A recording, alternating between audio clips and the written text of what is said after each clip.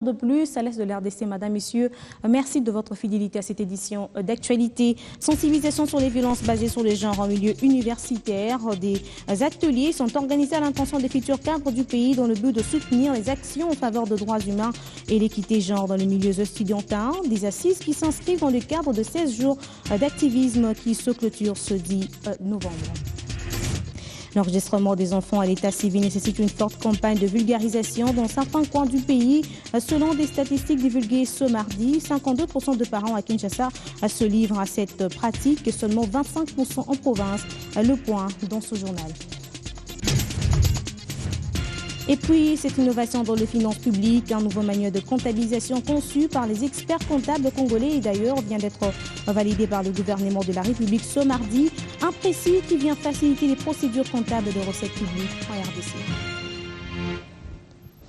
Merci de votre fidélité à cette édition d'actualité. Dans l'objectif de renforcer le système de gestion de finances publiques, un manuel de comptabilisation sur les procédures comptables de recettes publiques a été mis à la disposition de toutes les structures opérationnelles de recettes publiques. C'était lors d'un atelier de validation de ce projet. Autour de ces tables, 4 agents intervenant dans le domaine des finances publiques ont réfléchi sur la validation par les structures opérationnelles du projet de manuel de comptabilisation de recettes publiques. Objectif, favoriser l'adhésion et l'appropriation politique des nouvelles dispositions comptables dans le recouvrement de recettes publiques. Ce manuel de 37 articles permettra d'améliorer la gouvernance financière. Nous sommes dans une réforme des finances publiques. Cette réforme implique le changement des méthodes, le changement même de la philosophie dans la gestion des finances publiques. Et cela implique la modification des documents de travail. Le manuel de procédure, c'est l'un des documents de travail qui montre comment il faut travailler au quotidien, de sorte que les comptes de l'État soient tenus de manière à refléter la réalité de la situation financière de l'État. Au terme de cet atelier coordonné par le COREF, les participants seront suffisamment outillés pour maîtriser les procédures des opérations comptables de recettes publiques afin de favoriser la transparence dans la gestion des finances publiques. L'RDC serait loin d'atteindre l'objectif assigné sur la budgétisation allouée au secteur agricole dans la déclaration de Maputo. C'est en tout cas ce qui ressort de l'atelier de présentation des résultats de la revue diagnostique des dépenses publiques de base du secteur agricole en RDC initié par la Banque mondiale. Au cours de cette grande réunion, les décideurs africains avaient pris pour résolution d'allouer au moins 10% de ressources budgétaires nationales pour les investissements agricoles. In fine, la vision des dirigeants du continent africain, exprimée à Maputo en juillet 2003 et réitérée à Malabo en juin 2014, lors du sommet des chefs d'État et de gouvernement de l'Union africaine, avait pour but de faire de l'agriculture le socle du développement économique de l'Afrique. Revue nous montre que, pour la période couverte par l'étude, c'est-à-dire de 2007 à 2013, les dépenses effectives en faveur du secteur agricole et rural de la République démocratique du Congo n'excèdent pas les 3%.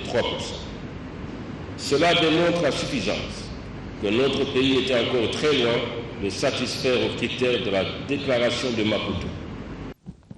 Et puis cette visite de la ministre du portefeuille, Louise Munga Mezozi, aux nouvelles infrastructures construites dans le cadre de la deuxième phase du programme de la fibre optique. Il s'agit notamment de la salle de monitoring à l'hôtel de poste et des stations d'amplificateurs sur la nationale numéro 1 à Mbakana, dans la commune de Lansele. Dès son arrivée à l'hôtel de poste, la ministre du portefeuille a été conduite dans la nouvelle salle de monitoring de la fibre optique. Devant cet écran grandeur nature, une dizaine de personnes s'est remplacée 24 heures sur 24 avec des ordinateurs pour recevoir les données et surveiller le fonctionnement de la fibre sur tout son parcours. En plus d'une salle de machines centrale qui contrôle toutes les stations avec un espace pour 4 phases, dont 2 sont déjà actives. Animée d'une curiosité managériale, Louise Munga Mezozi exige alors une descente dans quelques stations amplificateurs rangées sur la nationale numéro 1. À la toute première station de Lansele, la ministre reçoit les explications du directeur général de la SCPT sur le fonctionnement et la maintenance de ces infrastructures. Et comme toujours, elle y va jusqu'au moindre détail technique. Bon, si la SNEL se coupe, quel est le service qui reprend directement en charge? Les panneaux solaires, automatiquement. Au niveau du pont Maïndombe, le DG Didier Moussieté de la SCPT présente à la ministre le dispositif de protection de la fibre placé hors de portée de cambrioleurs. À la toute dernière station visitée, la même configuration que la première. Un groupe électrogène, 48 batteries et de panneaux solaires qui relaient automatiquement le courant de la SNEL. Louise Mungamesouzi apprécie le travail abattu tout en saluant le génie de son initiateur, le président de la République Joseph Kabila Kabange. Avec ces infrastructures, la RDC peut espérer jouer pleinement dans le tout prochain jour son rôle moteur en Afrique dans le secteur de postes et télécommunications.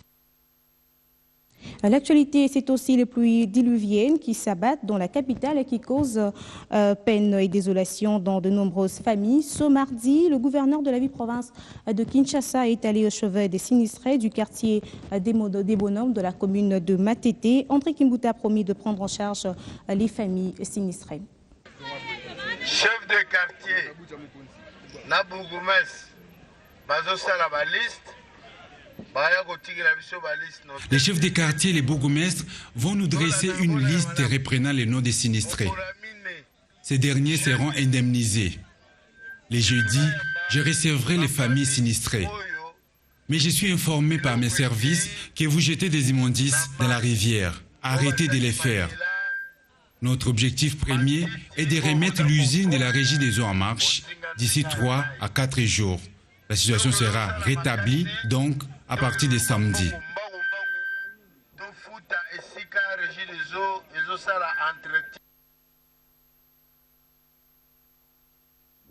Une première dans le monde estudiantin, des foyers de citoyenneté ont été créés à l'issue d'un atelier de sensibilisation sur les violences basées sur le genre au milieu universitaire. Des assises organisées ce mardi à l'intention des étudiants de l'ISP Gombe. L'initiative du ministère du genre, l'Agence nationale de lutte contre les violences faites à la femme et la petite fille ainsi que le PNUD. L'installation des foyers de citoyenneté. Une solution comptant apporter le ministère Genre, Famille et Enfants, le PNUD et leurs partenaires pour combattre notamment les antivaleurs, définir le sens de la discipline et le respect mutuel au milieu universitaire. L'un des premiers sites pilotes à bénéficier de cette plateforme est l'Institut supérieur pédagogique de la Gombe. Une mise en place faite à l'occasion de cette matinée de sensibilisation sur les violences faites à l'égard de la femme au milieu estudiantin.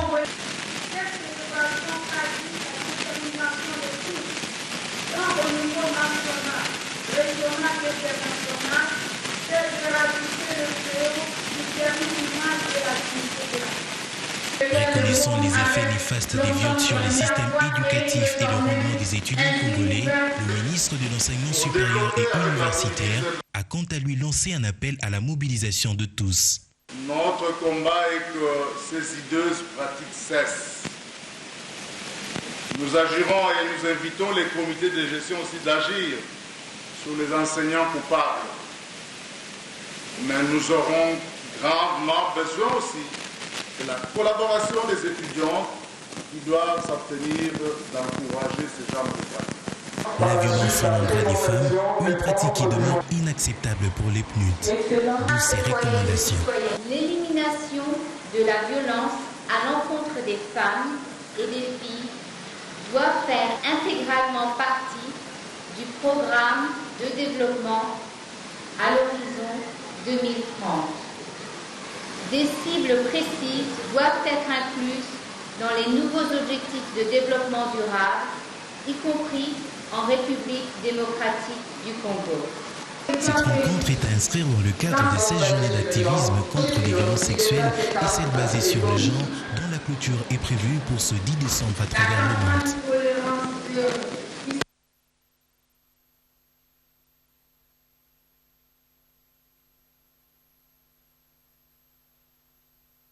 C'est sous une note de satisfaction que s'est clôturée à Harare la 18e conférence internationale africaine sur le sida.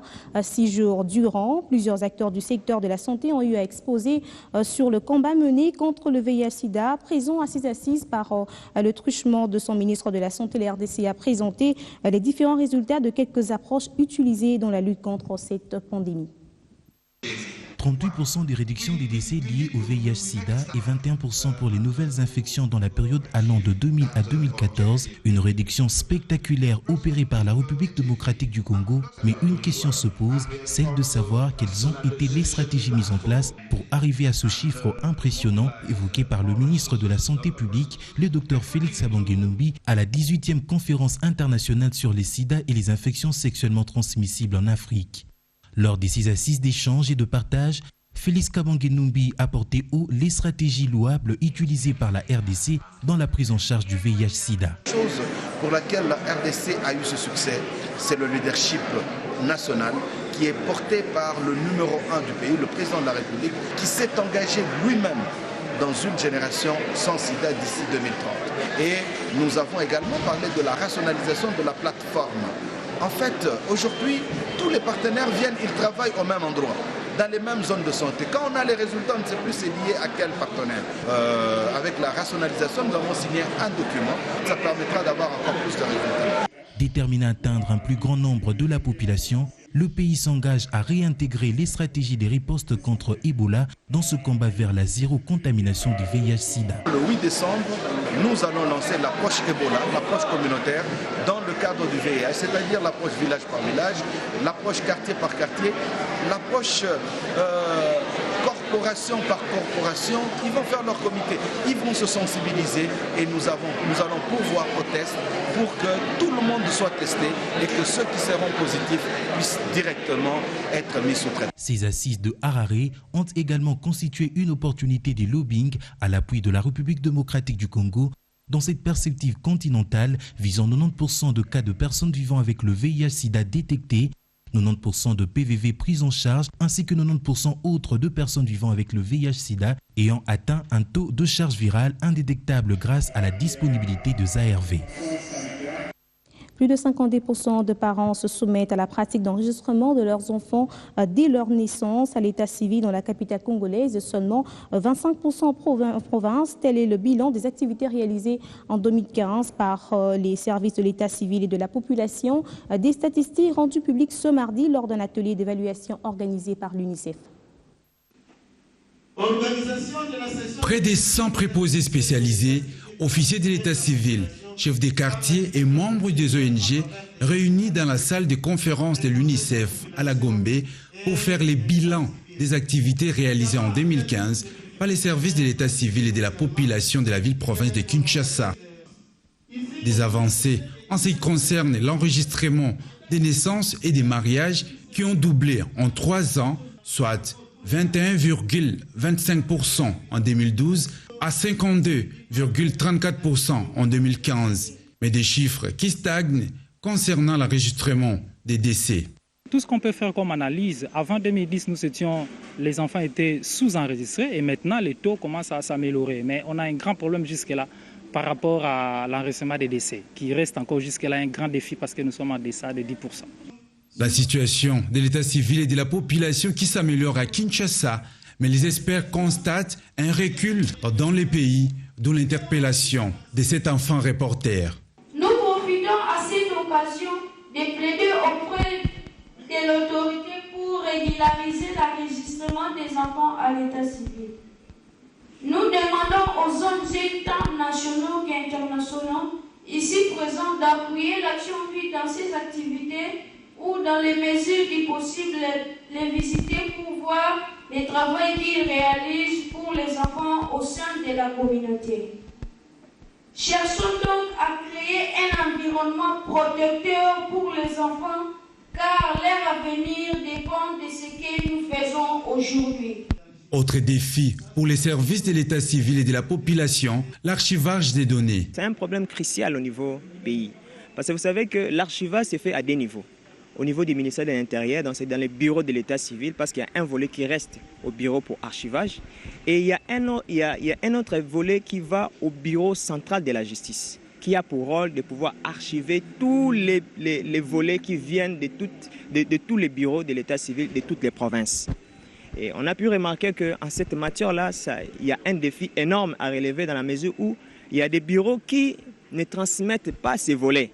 Donc ça handicape le bon fonctionnement de ces bureaux centraux d'archivage au niveau national. Une rencontre organisée grâce au concours de plusieurs partenaires, dont l'UNICEF. Merci pour... Le lancement du programme de l'année de partage en ce mois de décembre dédié aux festivités de fin d'année. Par ce geste de charité, la Fondation Vodacom Congo entend consolider le lien de charité avec les enfants congolais internés à l'hôpital de Kalembe-Lembe. Les écoliers du complexe scolaire Notre-Dame de Cavadonga Limité sont aussi les cibles de cette première phase. Décembre, mois de partage, Vodacom Congo demeure constant. Pour cette année, les bénéficiaires seront les enfants. Ce malade de l'hôpital pédiatrique de Kalembe-Lembe était le premier. En tête de la délégation, la directrice de la Fondation Vodacom Congo. Dans sa gibecière, des vivres et non-vivres à distribuer aux enfants hospitalisés. Un moyen de redonner le sourire qui engendre l'espoir à ces vulnérables. Vodacom a le sens de la responsabilité sociale. Et nous avons pensé, pour nous, Vodacom, chaque année, le mois de décembre est notre mois de partage. L'hôpital pédiatrique de Kalembe-Lembe a fait un travail remarquable que nous venons encore de visiter. Et nous sommes ravis de contribuer avec la nourriture, les vivres frais, les couches, le savon, tout ce que nous avons pu apporter aux enfants, les jouets, les différentes choses qui vont leur permettre de se réjouir durant ces festivités. Le tour de l'hôpital effectué par la directrice de la Fondation Vodacom Congo, des soins intensifs à l'hospitalisation, en passant par la néonatologie et le laboratoire. Geste qui a mérité le remerciement de la pédiatrie et le vœu de projeter mieux. C'est vraiment un geste fort. C'est pour ça que nous remercions de vive voix Vodacom. Nous espérons seulement que d'autres aussi vont suivre leur exemple. Parce que les besoins sont immenses. Et si nous nous tenons tous la main, que chacun fasse ce qu'il a à faire, c'est-à-dire nous soignons. Et ceux qui peuvent aider aussi, peuvent venir aussi pour aider. Après l'hôpital pédiatrique de Kalembe-Lembe, c'était le tour du complexe scolaire Notre-Dame de Covadonga et de son centre de foyer à Limete-Kingabwa. Là également, quelques vivres et non-vivres ont été remis. À cela se sont ajoutés les bancs pour permettre à ces élèves d'étudier dans des conditions requises. Nous sommes surprises de votre bonne volonté de penser à nous offrant ces bancs. Ce don sera pour nous une mémorable aventure.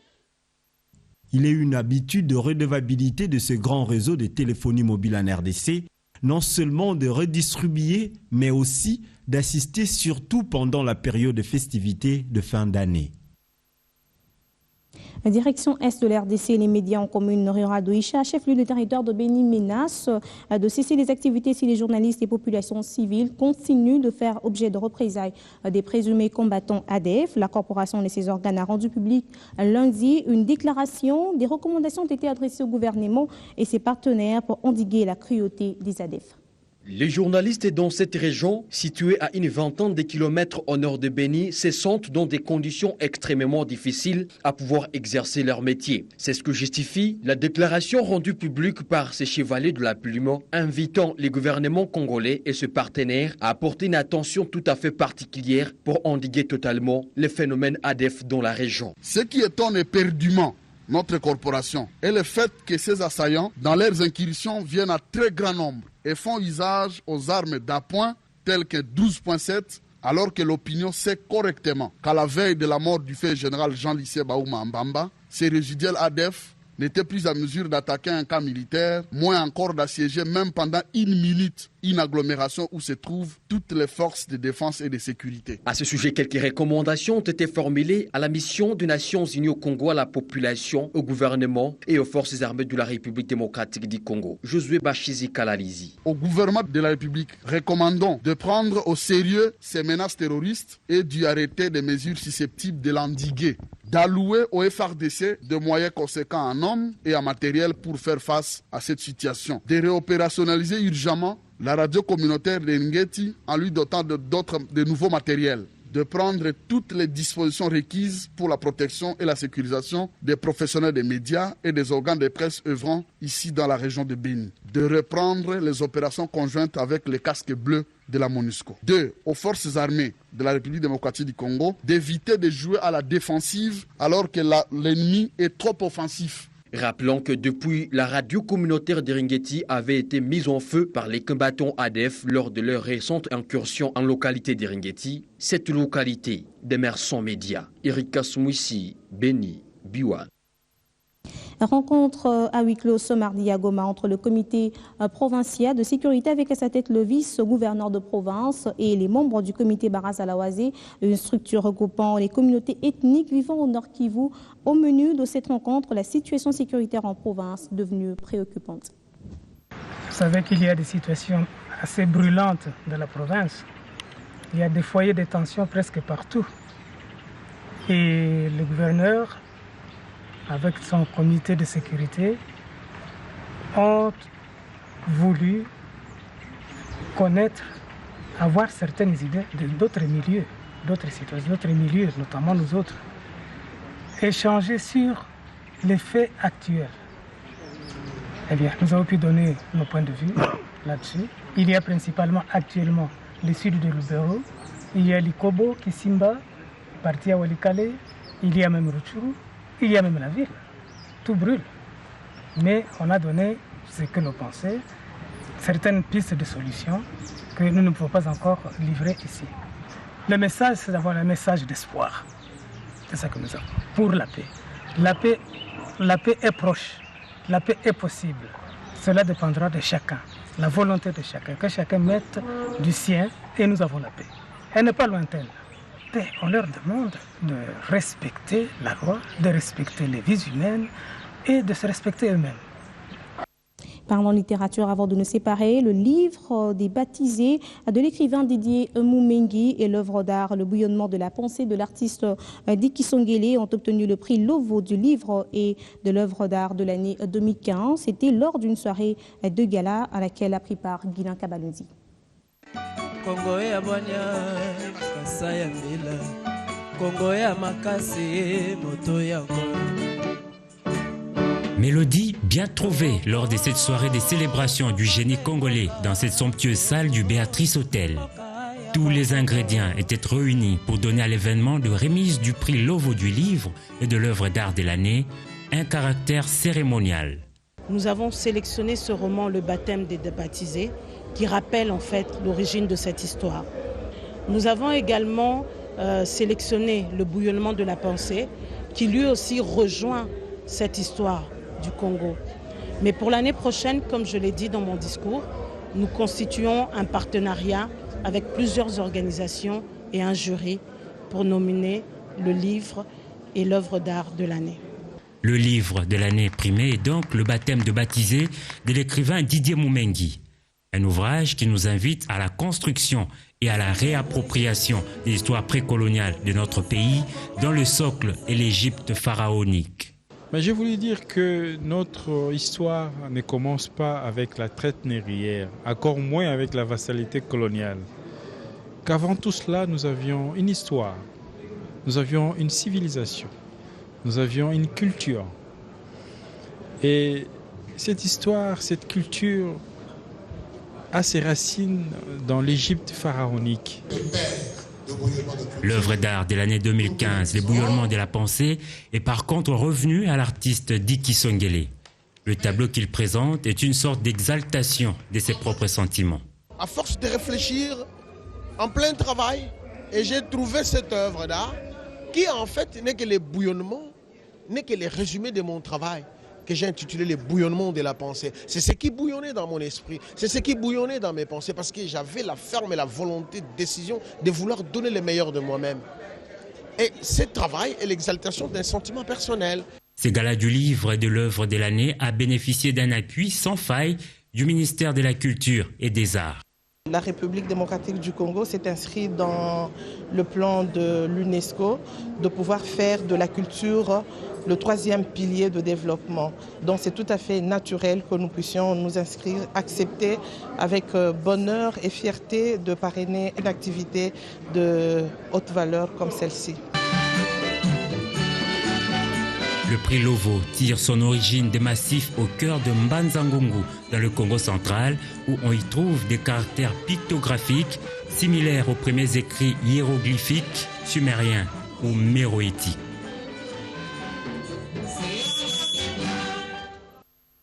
fin de cette édition d'actualité. Merci de l'avoir suivi.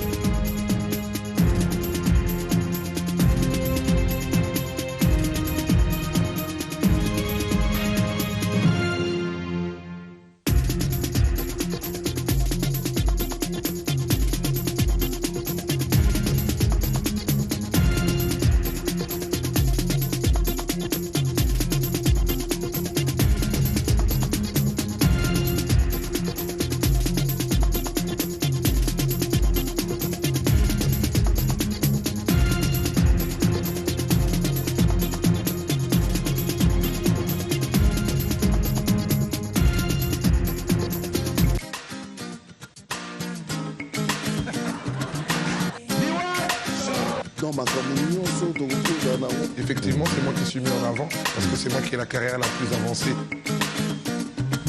J'ai annoncé qu'on parlait de la célébration. Au-delà de ce que vous donnez aux Chinois sur place, il y a eu un impact. Il y a un titre qui retient beaucoup plus mon attention, c'est 4 minutes.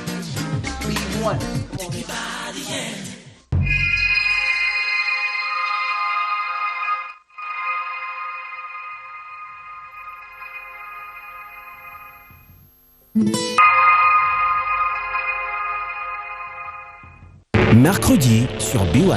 Toutes les fois où je vous ai reçu ici, vous aviez votre mounière.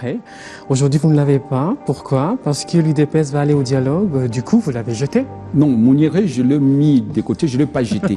Mais je peux le jeter si et seulement si, parce que je l'ai dit, Mouniéré, lorsque moi je porte Mouniéré, c'est un chapeau idéologique. Ça a un sens, c'est vrai. Ça a un contenu, ce n'est pas un chapeau que je l'ai porté comme ça, parce que notre chef les portait, c'est comme à l'époque de Mobutu, il y avait les gens qui portaient la toque de léopard, il y a dans d'autres pays comme ça. Je me réjouis et je ne le regrette pas. Mais je dis, au jour d'aujourd'hui, j'observe.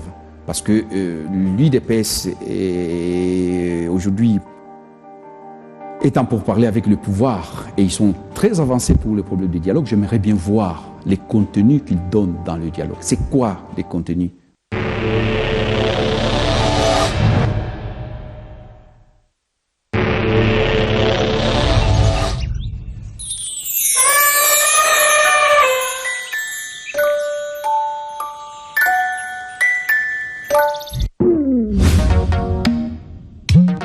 Avec les nouvelles gammes de forfaits Internet 3G+ d'Orange, la gamme EasyNet, la gamme Acronet et la gamme HappyNet, vous bénéficiez désormais de plus de 50% de volume, jusqu'à 30% de bonus à l'activation et d'une réduction des prix pour surfer plus vite et plus longtemps.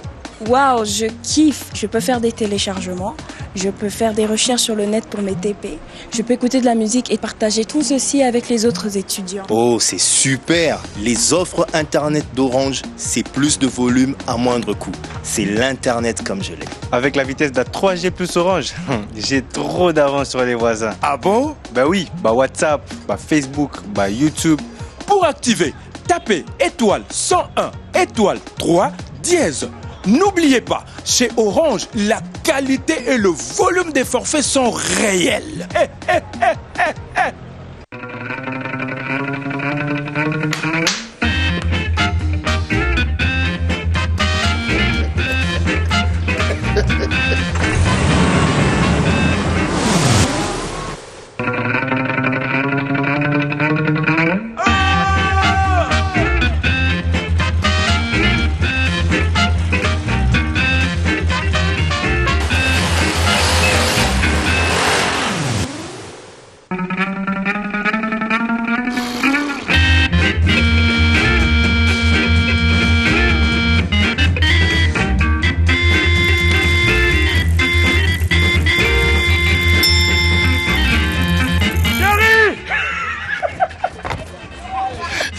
La solution.